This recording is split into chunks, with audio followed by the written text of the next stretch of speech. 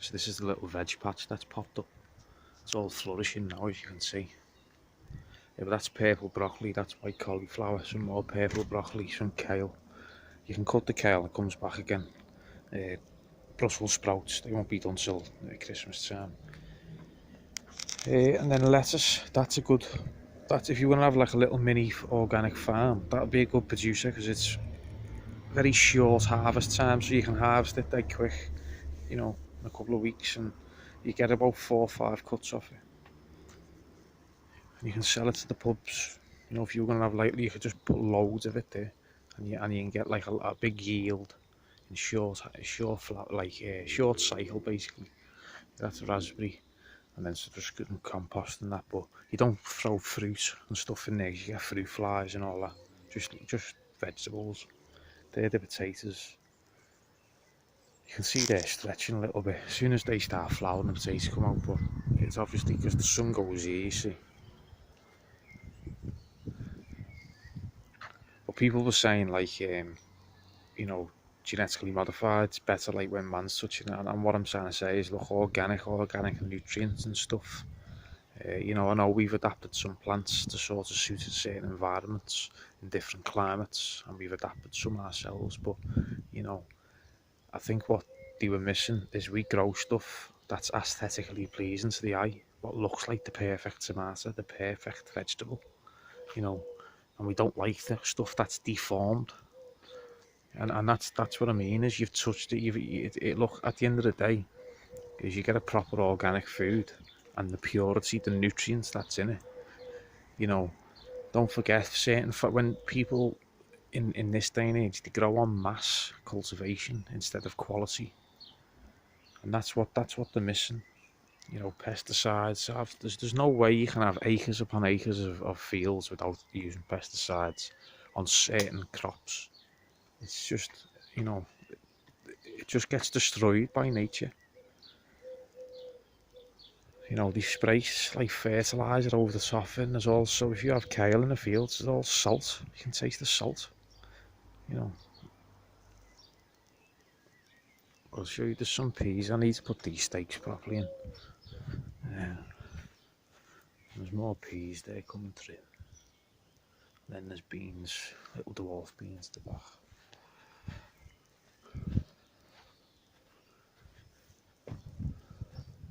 So yeah, that's what he was saying. He was saying, genetically modified.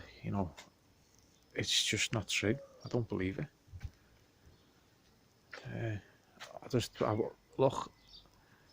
It's like here, for instance, yeah, as we know cannabis, and we know that's one thing that's been touched by man.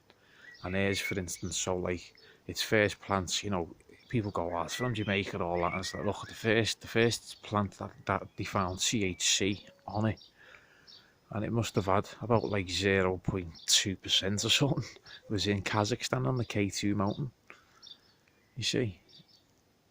And you've got the Himalayan gold, and you can go and stuff, and you can go to obviously Africa and find some proper landrace strains, strains that haven't been touched. But nowadays, you're never really gonna find it. It's dead rare you find a true landrace strain, and people think like, oh, I can get a pure sativa. I understand. Yeah, you can, as you say, if you end up in the middle of Africa. But even then, unfortunately, it's like when you go to Jamaica. Jamaica have unfortunately let the seeds, the genetically modified seeds, and they're growing all wheat from like California and everything in Jamaica. And I understand they're growing proper Jamaican bush, as there is some like old genetics there, but what I'm basically saying is, when it was growing out in the wild, the sun produces a natural balance, and then we've put it indoors. We've been forced to go indoors by the law. I understand that. And all that's done is when you grow cannabis under intense light, it intensifies the THC production, you see. And that's what intensifies all the psychoactive schizophrenia and the problems that come with it. Because there's not a natural balance. So over time, we've grown and genetically modified strains which are being produced indoors under lights, under intense light. you know, and producing, you know, you look at the old White Widow strains and stuff, and like, you know, a couple of strains years back, it was like 10 to 15%, and that was like strong. Now it's like 20 minimum. Them cushions, and you know, some are 30. And if you go and look at that 99.9% THC, I just think that's just insane. That there's no way you could. There's no way that, to me, that it just looks like crystal meth or something. It looks insane. You know, there's no way you're not going to get anxiety off smoking that stuff. There's no balance there. It's just, see what I mean? So what I'm saying is, things that like would have, you know, originated in its own climate, like in the rainforest, you know, yeah, you might have a few deformities on it, but that's the original strain. It's the original, you know, and that's only due to the environment. That's only due, you have what we call abiotic and biotic, you know, factors that come into it. What I mean is, abiotic is like, as I plant that now, I could damage the roots, or I could cut a wrong branch off wrong, you see. I could do something, I could transfer a virus to it. So that's like me. So that's because it's on the exterior. Abiotic, you've done something to the outside, or damaged it somehow, you yourself. But then the biotic way is, it could have, like, you know, a dormant, um, should I say fungal spore, you know. Should I say latent? It's called a latent spore that's in it, and that's already, what I mean is, genetically, when it was grown, it could have had a spore that's gone in the actual seed, and it's been internal, so it's an internal factor that's come into it, the biotic factor.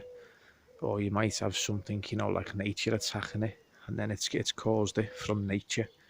So there's two ways, and that'll produce deformities. But if you had, what I'm saying is, if you got like an original strain of something, for instance, I think what our comment was like, you know, if you had sweet corn from it, or bananas from its natural environment, it doesn't look half as good, you know, but I bet you it tastes good. um, and what I'm saying is that's because it's out in the wild, it's been affected by all different climates. You grew that original wild strain in a nice, clean environment under lights and all that. It produced a lovely looking banana, you see. But as I say, it's just, you can't beat the originality of, you know, what's here.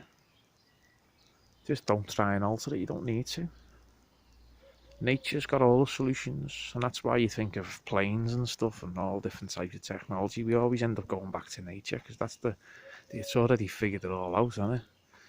You know, flight, and obviously walking, and different types of movements, you know, on all different types of machinery. So